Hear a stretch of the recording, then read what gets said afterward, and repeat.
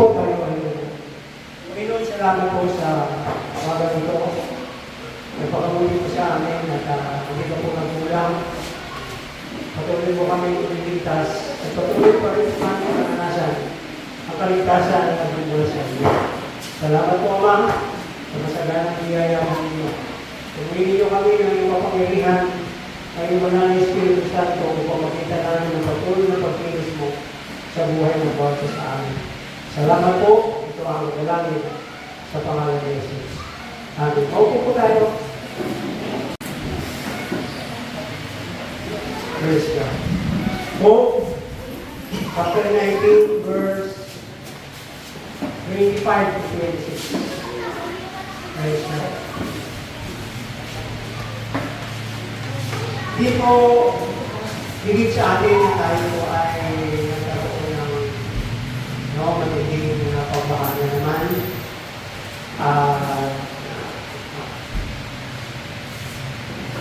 Kita natin na ang Panginoon kahit minsan ay hindi siya magulang sa atin. Praise God. Sa lahat ng pagkakataon, lagi natin isipin ang nagyan ng Panginoon para tayo ay tulungan. Before last Wednesday, itong lugar na ito ay baywang ng tubig dito. Kaya ginawa ko ng mga pag-isip natin na itinaas sa lahat. Tapos po yung ating mga abitay ko dinala sa taas. Ang sa loob ng bahay namin, ang gagawin. Hallelujah. Praise God. At mabuti naman, mabilis yung ating mga rescuer. Nahitaas yung mga gamit. Tinatag namin yung refrigerator sa ibabaw ng lamisa. Ang nangyari, lulutan yung lamisa. Kaya yung refrigerator, bumagsak. Kaya ginawa namin sa taas. Okay, sana yung tubig eh. Ang problema, pagkatapos ng tubig, puro tubig yan. Pinagyan na eh. Kaya nga si Jerica, limas, tapos tuhugasan, limas na naman ulit. Praise God, ang lahat ng mga sinabi sa kanila. Praise the Lord. Na hindi ko kaila at nagtatago sa atin na tayo ngayon ay humaranas ng mga pagsubok. Praise God. Itong mga pagsubok na ito ba ay hadlang o pamamaraan ng Panginoon para tayo ay maglubaytay, maghihina sa ating paglilingkod? O ito ba dapat natin ikagalak para magkaroon tayo ng sapat na lakas at katulungan para tayo ay makapaglingkod sa ating Panginoon? Hindi mo ligid sa atin na ito kung aklat ito ay napakaganda. No? Ang unang bahagi ng kanyang sulat, makita po natin yan na si Job ay nagiging masagana, pinagpapala, dahil sa kanyang pagsunod sa ating Panginoon. At ang pangalawang yugto ng kanyang buhay, ito po yung pagsubok, trials, na kanyang nararanasan. At ang pangalawang yugto ng kanyang buhay, yung persecution. Kung mayroon ka ng pagsubok, nawalan ka na lahat, pagkatapos pinipersecute ka pa. Praise God. At ang pang-apat, yung pag-response ng Diyos. No? Nakita ng Diyos kung gaano katapat si Job. Sana po gawin din tayo.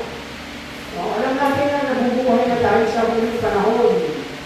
At ang lahat ng mga sinyalis, no? Mga sign, mga miracle, ay nasa kapanahonan natin yun. Kaya dapat magiging masigasig tayo at magiging mapangkatyang. Dahil ito po yung panahon na tayo ay magiging alerto at patuloy na maglingkod sa ating Panginoon. No? Sa Panginoon, magsabi dito, living, sabi nga, the living Redeemer.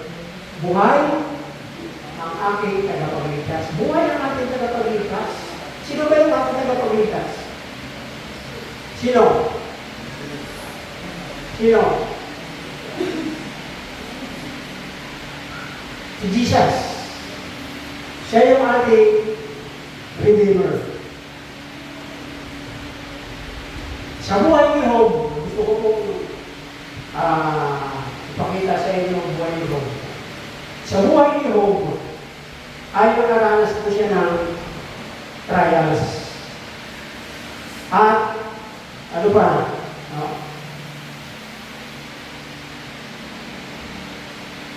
Ano ba yung naranasan ni Job sa kanyang buhay?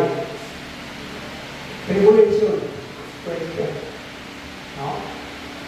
Matindi itong naranasan ni Job.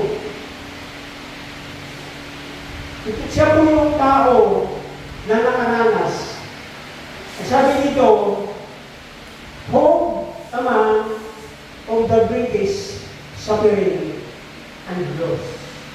Siya po yung tao nakaranas ng walang kabantay na pagsubok noong kanyang kapanahonan. At dapat sana siya yung mawawala o aalis. Ba't alam mo ba, lalo bang tumibay ang pananampalataya at pagkakaunawa ni Job sa ating Panginoon.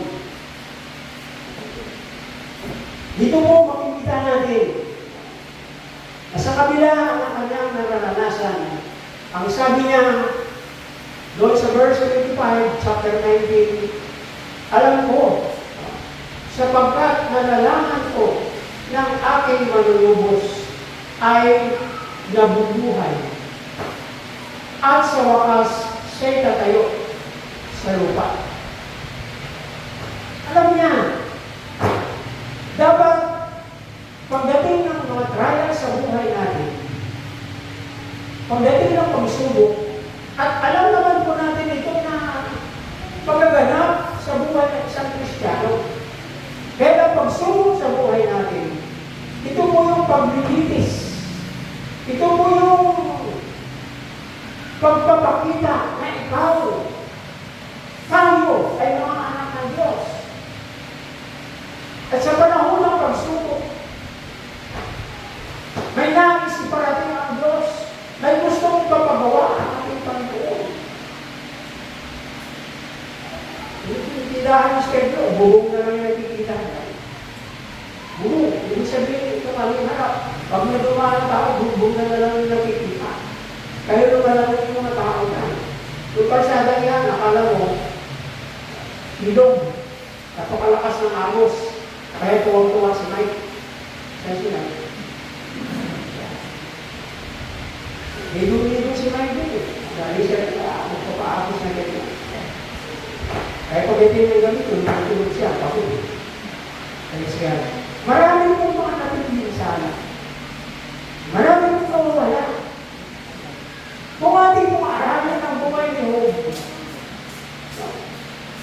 sa gitna ng kanyang kasaganahan, nung panahon na siya sinubok, marami yung nawawala sa kanyang buhay. Kaya kapag po meron nawawala sa buhay natin, hindi ho ito na mga hulugan na tayo ay titigil na o ayaw na natin pagtulog sa Diyos. Tandaan po natin, bilang mga Kristiyano at anak ng Diyos, alam mo na ang aking tagapagligtas ko at siya tatayo. Kami tatayo ang Diyos para tayong tulungan sa ating mga pangangailangan.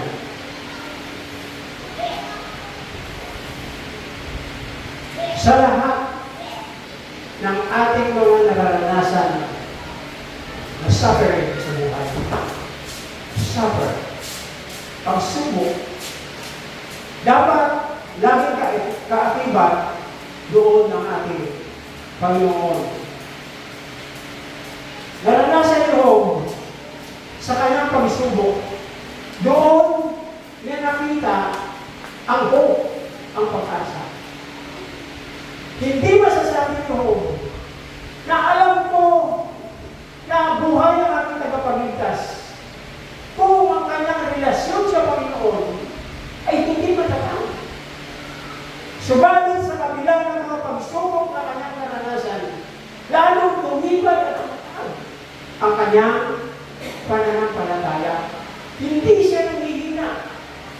Hindi siya nagdalawang isip. Bagkos, lalo siyang malakas. At ang kalakasan mo, kung bakit niya nasabi ito ay galing sa ating Panginoon.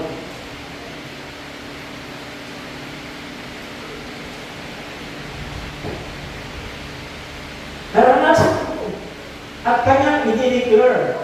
Sinabi niya rito,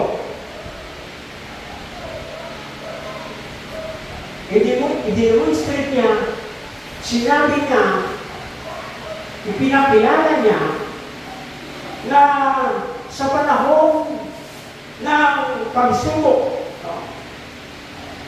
na kanyang naranasan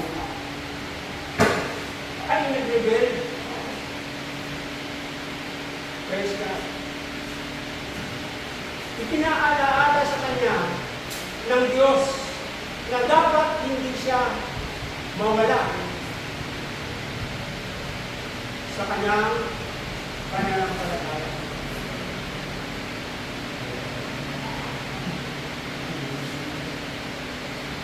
Ininila niya rito.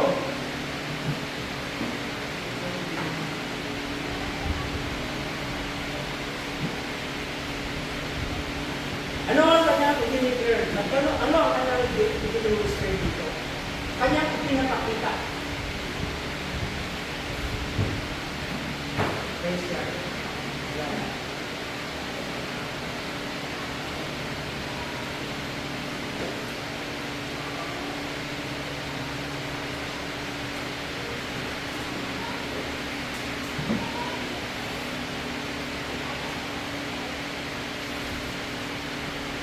Praise God. Purihin ang Panginoon.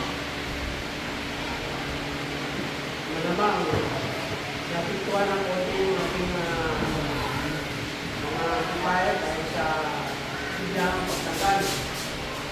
Kaya ang bilis po ng pagkakulit. Purihin ang Diyos. Praise the Lord. Hallelujah. Praise God.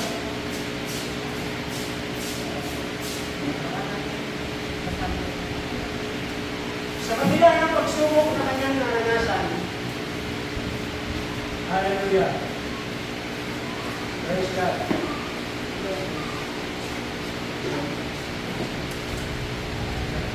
Palitan natin yung mic. Amen.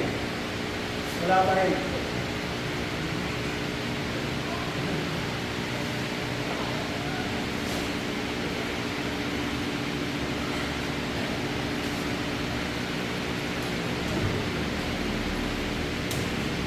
Wala pa rin. Hallelujah. Praise God. Amen. Praise the Lord. Hallelujah. Praise God. Hallelujah. Ayan, hindi galaw-galaw pala. Una, sa kabila ng kanyang mga pagsubok na naranasan, sabi po dito, hindi pinahintulutan ni Job na mawala ang kanyang pananampalataya sa Diyos. Na kung minsan, inaalaw ng Panginoon sa buhay natin ang mga trials para lalong tumatak at tumibay tayo sa ating pananampalataya sa ating Diyos. Unwavering faith ang sabi dito. Hindi na pinahintulutan. Hindi niya pinabayaan na mawala sa kanya ang pananampalataya. Si Apostol Santiago ay nagsabi, chapter 1 verse 3, na kanyang sulat, ang sabi niya doon, mga kapatid, mag-alala kayo kapag kayo dumaranas ng iba't ibang pagsubok. Kaya ba natin yun? Kaya ba natin? Ako nga lang eh. Di ba? Dinigin sa inyo kung ano nangyari. Ito sa tao dahil sa kasalanan ko rin. Ano po? Pumutok yung aking mga barikos dito. Alam po ninyo, hindi na po ako makalakad halos 2 linggo. Binubuhat ako ni Saul papunta sa aming CR. Lahat. At hindi ko po may baba ang aking paa. Kaya po halos 2 Sunday na hindi ko ako nakatin. Kasi gusto ng aking paa lagi lang nakataas. So, hindi naman, kasi narinig ko naman doon. Lagi lang siya nakataas. Pag binaba mo talagang abot sa utak ko yung girot. Dahil sa mga pumutok na ugat. So, yun po yung aking naman. Kaya, hindi po muna ako umupo dyan kasi nakakahiya naman. Nakakapupo dyan pagkatapos nakataas ang aking paa. Praise God. But, narinig ko lahat. No? Ang mga itinipon, ito. Praise God. Purihin ang Panginoon. So, ano po? Hindi tayo muling makatuliti, hindi tayo muling matawa sa panahon ng ating pagsubok. Bakit sinabi ni Santiago na magalak tayo? Ano yung pinagagalak natin dito? Na tayo ay lalong madagdagan, lalong magkaroon ng tibay at tatag ang ating pananampalataya sa Diyos.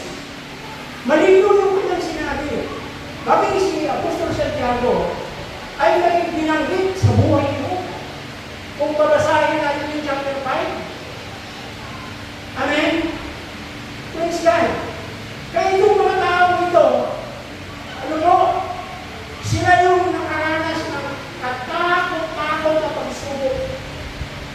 Sila po yung nakaranas ng katakot-takot na persecution. Bakit nangyari ito sa kanila? Para ipakita sa atin sa mga huling panahon na ang Diyos ay hindi nagpapabaya. Na kung paano sila pinalakas, paano sila pinatatag ng Diyos, itong Diyos na kanilang pinaglilingkuran ay siya din naman ang Diyos na pinaglilingkuran natin sa ngayon.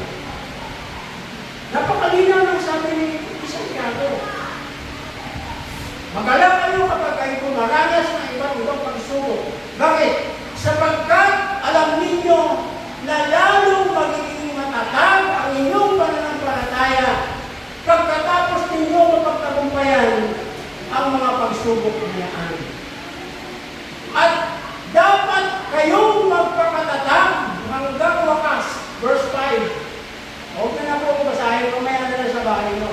At dapat kayong magpakatatag hanggang wakas, upang kayo'y magiging ganap at walang pagkukulang. Ngunit, kung kulang ang sinuman sa inyo ng kanlungan, humingi siya sa Diyos at siya'y bibigyan. Sapagkat ang Diyos ay saganang magbigay at hindi nanunumpa. Subalit ang humihingi ay dapat magtiwala at huwag mag-alinlangan, sapagkat ang nag-aalinlangan ay katulad ng alon sa dagat na itinataboy ng hangin kung saan. Huwag umasang katanggap mula sa Diyos ang tao pabago ang isip. Lagi natin mararanasan ang pabagong-bagong pag-isip. Sa panahon na tayo ay may trials. Lord, ako ba ay magpapatuloy pa? Lord, ako ba talaga anak mo? Sa kabila ng tirong at hapdi na naranasan niyo, hindi siya nagtanong sa Panginoon. Hindi siya ng Panginoon. Lord, bakit? Tapos tayo, simpleng mga bagay lang ang nawala sa buhay natin. Simpleng pagsubok lang ang nakaranasan natin. Ang dami-dami na natin Kristo sa Diyos. Ang dami-dami na natin tanong sa Panginoon. Alam niyo po ba, ang katanungan na itong pagtanong sa Diyos, kaya po yung indikasyon na kulang ang iyong relasyon sa Kanya. Hindi mo lubos na nakilala ang ating Panginoon. Ang wavering faith. Dapat hindi mo mahintulutan. Sa panahon ng pagsubok, mawala ang iyong pananampalataya. Pero ang pananampalataya niyan, ang siyang mamimigay sa iyo ng lakas para ma-overcome mo, malampasan mo, at mapagtagumpayan mo ang mga pagsubok sa buhay.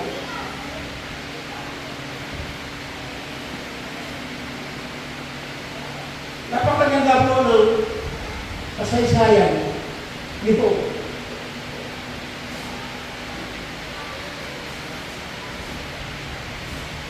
But also again,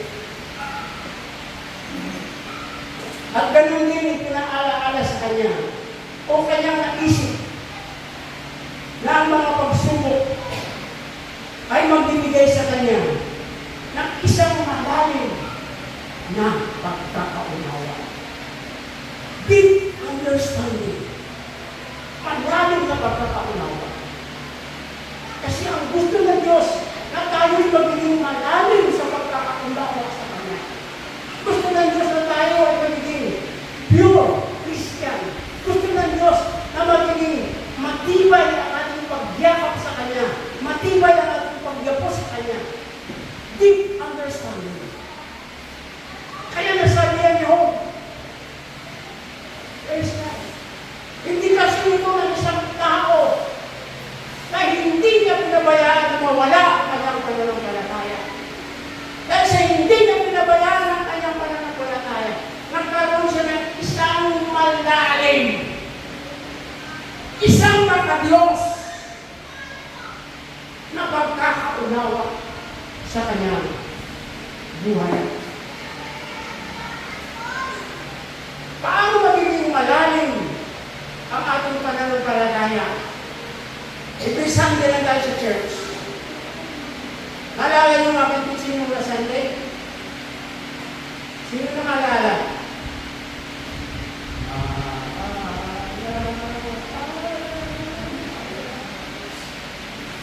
Wala?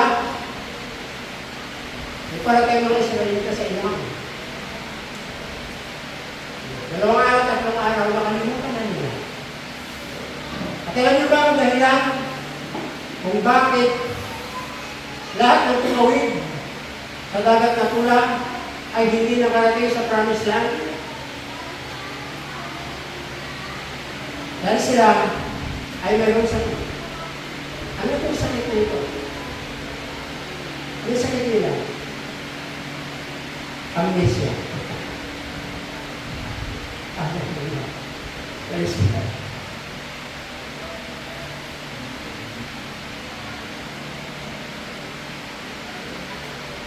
Purihin ang Diyos. Also remember the depth of understanding of God. Ano ba? Eternal plan. Ano bang pang-aabang buhay na plano ng Diyos? Praise God. Eternal plan. Hindi yung eternal life plan. Purihin ang Diyos. Praise God. No, kasi kapag malalim ang iyong pagkakaunawa ng Diyos, ang iyong tinitignan yung future, yung darating, yung iyong patutunguhan. Kinakalimutan mo na yung lahat. Kinakalimutan mo na yung lahat. At ikaw naman bilang isang Kristiyano na pananampalataya at malalim ang pagkakaunawa. Kung patuloy ka, ganun ba si Job kung natakot? Hindi nasulat ang kanyang kasaysayan sa Biblia. At alam ko lahat ng tao na sinulat, mga lingkod na Diyos na sinulat sa Biblia, silang lahat ay nagtaglabay. Makita na natin ang kanilang mga karanasan.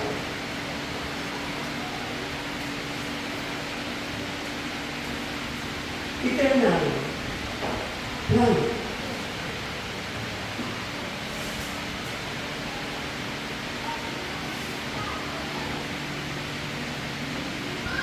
Sabi nito, hindi hinayaan ni Job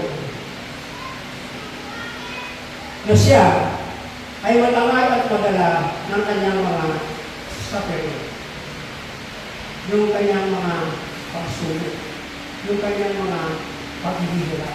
Pinipilit niya. Bagkus, kabaliktaran ang nangyari sa kanya. Lalo tumakag ang kanyang pananampalataya. Nagiging malalim ang kanyang kaunawaan at karunungan sa Diyos at nalalaman niya na ang pagsubok pala ay kaakibat, eternal plan ng ating Panginoon sa atin. Kaya habang nandito tayo sa mundo ito, hindi tayo simple, hindi tayo pasado sa mga ganitong sitwasyon ng buhay. Ang karanasan niyo ay isang napakagandang halimbawa. Praise God. Halimbawa lang. Hindi mo na ito maranasan kasi ito ay naranasan niyo. Ang gusto lang ipakita ng banal na kasulatan na kung paano nagtagumpay si Job, na kung paano nagpatuloy si Job, at kung ano ang ginawa ng Diyos sa kanya sa bandang huli. Praise God. Persecution. Tingnan natin. Sino yung unang persecution sa buhay ni Job? Yung kanyang wife. Amen. Yung kanyang asawa. Nako! Diba? Wala na yung kanilang ari-arian, wala na yung kanilang anak, wala na yung kanilang bahay. Nagkaroon pa si Job ng bukol, igsa, tuhod. Mula sa bumbunan hanggang talampakan. Kaya nung makita siya ng kanyang asawa, masabi ng asawa niya, naku, mabuti pa, ito payo ko sa iyo. Kaya mga kapatid, sa panahon ng pagsubok, huwag natin pakinggan ang payo ni Satanas. Amen. Huwag tayo pumunta sa mga tao na unbeliever. Hindi Kristiyano. Sa tayo pumunta. Sa mga Kristiyano. Sa mga Kristiyano na hindi marites. Ano sabi ng asawa? Naku, maganda gawin mo siya payo ng Diyos. Matapos na. Mawala na. Tapos ng pagigilap mo. Ano sagutin mo? Ano sagutin mo? Kung pinapasa niyo talaga ang tao. Ano ka ba? Pupurihin mo lang ba? Pasasalamatan mo lang ba ang Diyos sa panahon ng kasaganaan? In the Bible says, sa kabila ng lahat ng nararanasan ni Job, hindi siya nagtuna sa Panginoon. Kaya may trial sa buhay natin para makita ng Diyos na tayo hindi magkulang sa Kanya.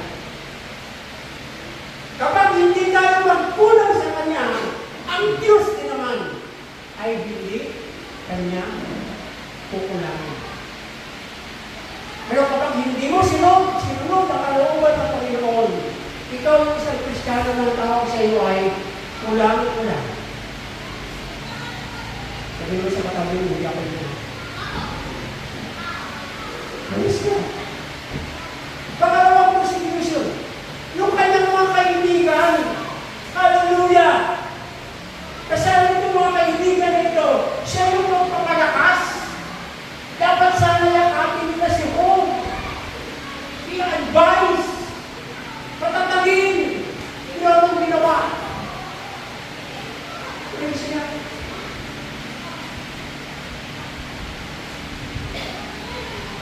Ipinamukha ka nila kayo. Akala mo ba walang makasalanan? Akala mo ba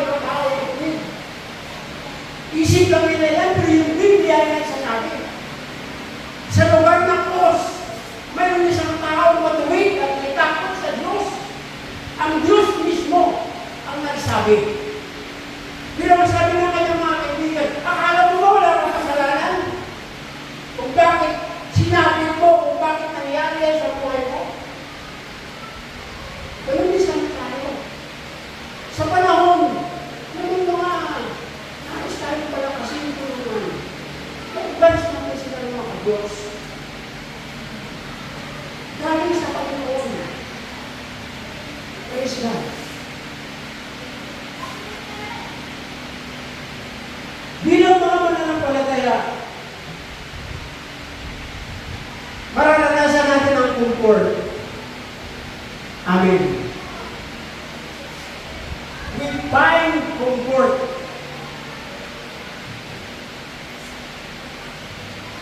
Ano pa? An assurance. O, sabi niya, matagpuan natin ang comfort at ang katiyakan sa ating buhay na tagapagligtas. Praise God. Kaya kapag alis sa linggo, Panginoon na nagpo-comfort sa akin. Kaya ang haba ng usapan natin ng Panginoon sa taas.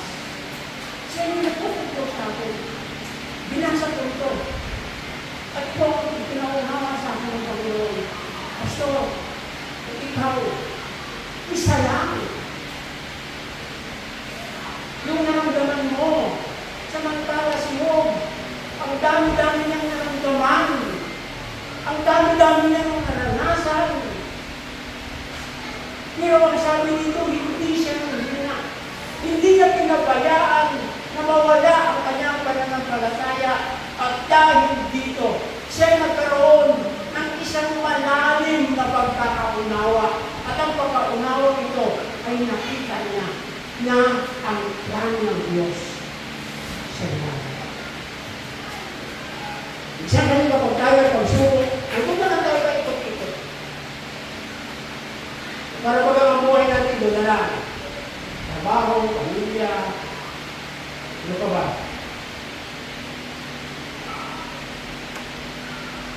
Alam po niyo kung ano yung pinakamahalaga sa buhay natin. Doon tayo sa sunod. Tandaan po natin. At huwag na natin hintayin na yung mga mahalagang bagay na yan ay mawala pa. Alam ng Diyos ang ating lakas. Alam ng Diyos ang ating kahinaan. Dahil sa simula pa, kilala tayo ng ating Panginoon. Bakit natin hindi ipupas ang ating isipan at puso sa Diyos? Ang mga aral at mga katuruan, siya po yung nag-guide sa atin para magawa natin ang kalooban ng ating Panginoon. Praise God.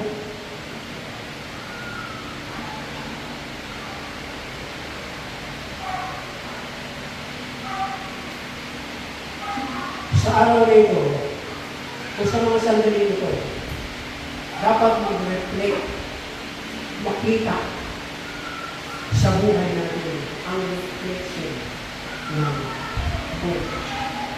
pag-asa. Sa Apostol Paul nagsabi sa chapter 5 ng ang pag-asa ay hindi matawag na pag-asa kapag hawak mo. Pero kapag hindi mo mahawak ang pag-asa, magkaantay ka. Hanggang sa matagpuan mo, matanggap mo ang iyong inaasahan. Ano ba yung ating inaasahan? Ano yung inaasahan natin? Totoo na. Yumaman tayo, magkaroon tayo ng maraming pagkaari, lupa, bahay, ano ba? Magandang asawa, mga malulusog na anak, praise God. Kung kayo mo nanonood ng television, sa isang kidlat lang. Isang kidlat lang. Ang mga bagay na material na kanilang binubusan ng katakot-takot ng panahon. Pinag-ipunan. Praise God. Biglang sa isang kidlat ay nawala. Hindi na tayo. Hindi tayo nangangapay, tapon natin. Kasi, assaulted ka. Amen? Ako, hindi na, sabi ko, sige. Alam niyo ba kung bakit? Hindi naman, tapon mo na yan. Dahil tapon mo na yan. Hindi siya iniisip ko na wala na kami kortina. Wala na kami mga gamit-gamit ng mga pinipit. Ang iniisip ko, kaya nangyayari yan, dahil kami mga kortina luma na. Amen? Amen. At ako, ito. Ano gagawin? Papalitan ng bago. Amen. Praise God.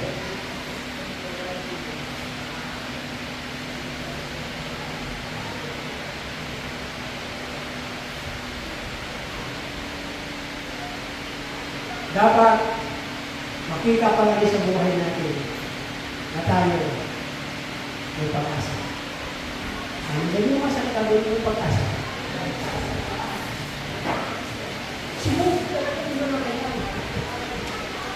Yun ang kanyang isipin. Abang buhay. Abang buhay ako, sabi niya. Alam ko na aking tagapagligtas ang aking manunubos ay hindi natutulog at siya ang katayo sa kaulubulihan. Kahit pabulok itong aking laman, kahit masira itong aking katawan, sa bandang huli, makikita ko ng harap-harapan ang aking bibig. Hindi mo na pagkaganda na isipin na sa kabila ng ating mga kabiguan, sa kabila ng ating takot, sa kabila ng ating mga pangamba, sa kabila ng ating mga pag-alinlangan, sa kabila na tayo nawawala sa pananampalataya, ang sariwa kapag inisip ng Diyos na siya'y nagbibigay ng pag-asa katulad ni Job. Tapos na yun. Tapos na. Ang isipin natin ngayon kung paano tayo patuloy na magagamit ng Diyos at ililipod natin sa Kanya ang ating buhay.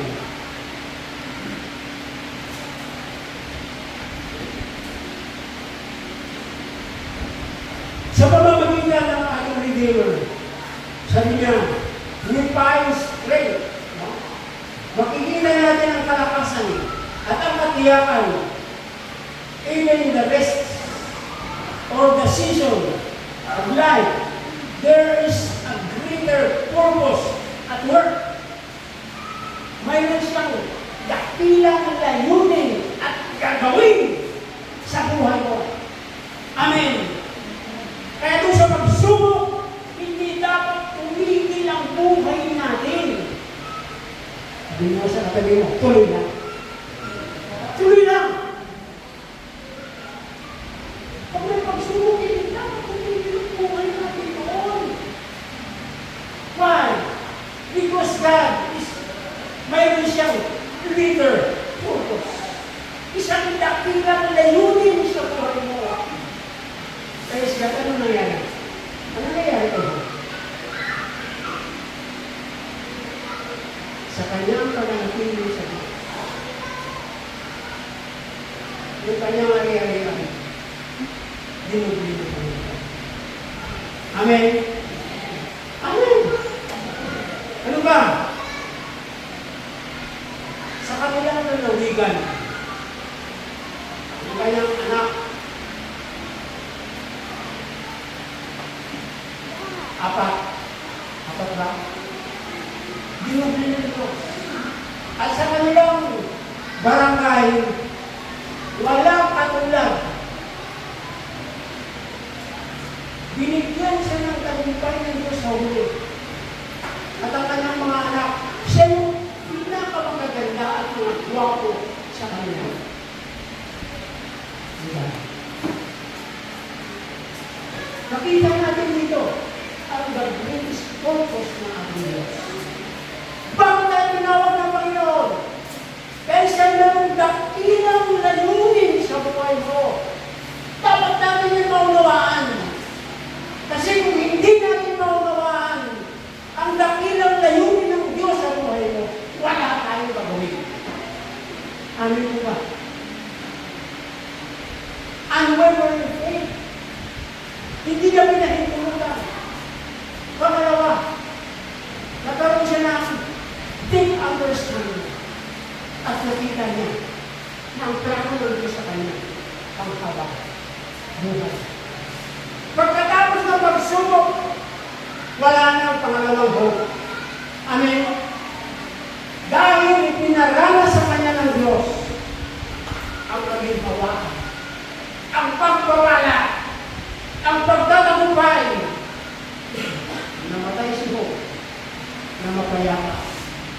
namatay si Job dahil sa kanyang paglilingkod sa Diyos. Baha pa lang ako yan. Tandaan ko tayo. Yung mga disipulo, ang iba sa kanila pinutulan ng liig. Ang iba sa kanila pinaliktad ng pinakos ako ng pagaliktad. Si Santiago naman ipinakos ako ng pag-ibis. Hallelujah.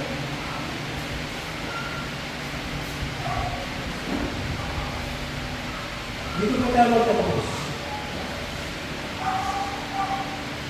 Let us trust. Magtiwala tayo sa katapatan ng buhay ng Diyos.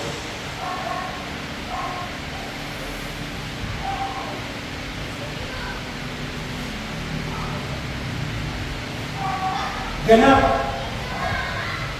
ang kanyang tulong sa atin. Makita natin ang kagandahan ng ating Panginoon katulad ng sinabi ni Job. At kapag lagi natin nakikita ang kagandahan ng Panginoon, magkakaroon ng kagalakan ang ating puso. Paano natin makita ang kagandahan natin ng Diyos? Paano? Paano? Titingin ba tayo sa problema? Titingin ba tayo sa trials? Napakaganda ng James chapter 5. Ngunit kung sino man sa inyo ang kulang sa kalumihan, humingi siya sa Diyos at siya'y bibigyan.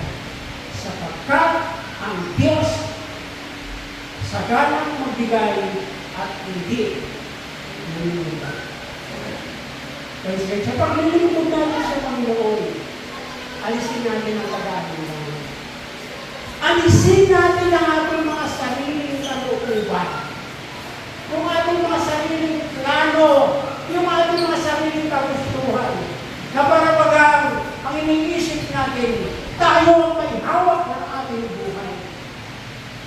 Praise God, tandaan po natin, ano man sitwasyon, ano man ang kalagayan sa buhay natin, hawak ito ng ating Diyos.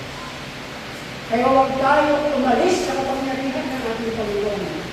Patuloy natin gamitin ang ating buhay sa ating paglilingkod sa Kanya. Makita natin ang kagandahan at kagalakan sa bawat umaga at sa kauli-ulihan, katulad ni Job. Sabi niya, nasasabi ni Job sa kanyang huling bugto ng kanyang buhay, behold the glory of God in all His splendor. Behold! Narito! Praise God, hindi mo masabi sa salitang behold kung hindi mahawak. Tingnan niyo, ang lagi nagsasabi ng salitang behold sa Bible, si John the Beloved. Kung basahin mo ninyo ang Revelation, pag sinabi kasi natin behold, hindi yung mga bagay na kamangha-mangha. Amen? Nakuha mo natin. Behold! Kamukha naman isang bagay na nagulat ka na hindi mo iniisip na maganap, hindi mo pinaplano na mangyayari, ba't nakita mo? Magharap-harapan. Praise God. Sa King James Version, sa simula pa lang, ang book of Revelation, nababanggit na agad yung dito. Behold! Sabi doon, I am the Alpha and the Omega, the beginning and the end, the first and the last. Ito ay isang kamanghamang bagay na tinanggap mo. Hindi dahil sa iyong mga gawa. Ito ay dahil sa iyong relasyon sa Diyos. Ito ay dahil sa iyong paglilingkod sa Panginoon na hindi mo inaasahan. Yun pala ito. Malaki. Narito. Narito.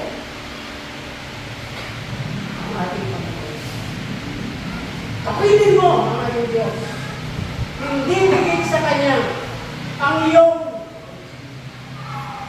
nararamdaman. Hindi bigay sa Kanya ang iyong kalungkutan. Hindi bigay sa Kanya ang iyong mga kabiguan. Hindi bigay sa Kanya ang iyong mga kakulangan. Ang gusto lang ng Panginoon, iukol natin ang ating panahon para sa Diyos. At makikita natin ang kamangha-manghang bagay na gagawin mo. Mga bagay na hindi mo iniisip, mga bagay na hindi mo plano, mga bagay na kahit sa maliit na isipan mo ay hindi sumasabi. Bakit ang sabi mo, ibuon? Praise God.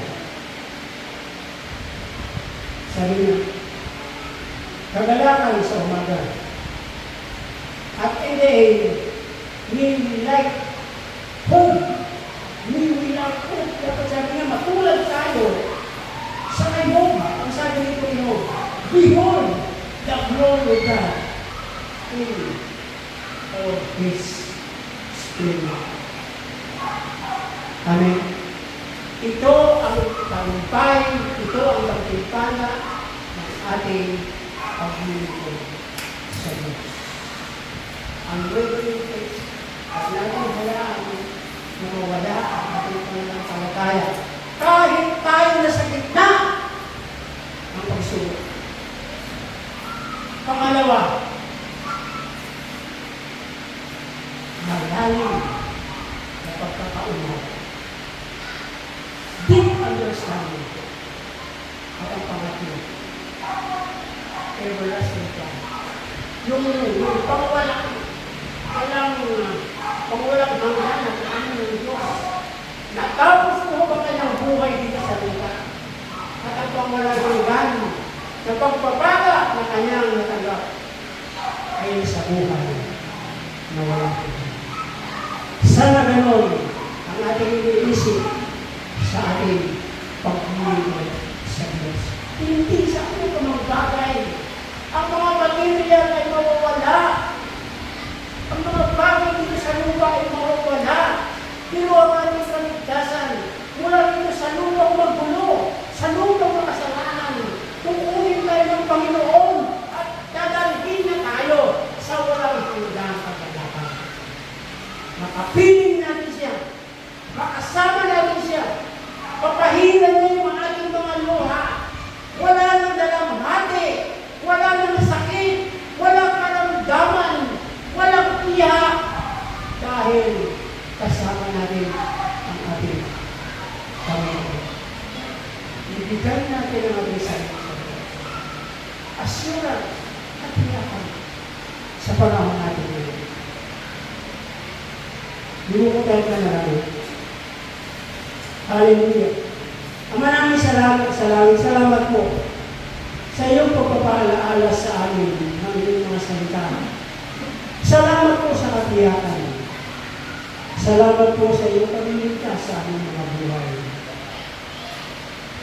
At isang araw, katulad niyo, patayo ka sa aming harapan at makikita ka namin ng mukhaan. Kahit kami nasa gitna ng mga pagsubok at kahirapan, kailangan ng Panginoon ang iyong tulong. Hawakan mo kami upang kami ay magkaroon ng isang ganap na pag-asa. At sa pamamagitan nito, magkaroon kami ng pangunawa upang magawa namin ng mga bagay na kami ay sama-sama na maglingkod sa inyo sa kabutihan niyo. Bigyan niyo kami ng lakas. Bigyan niyo kami ng pananampalataya. At palagi ninyo ipaunawa sa amin ng bawat pagsubok na aming maranasan.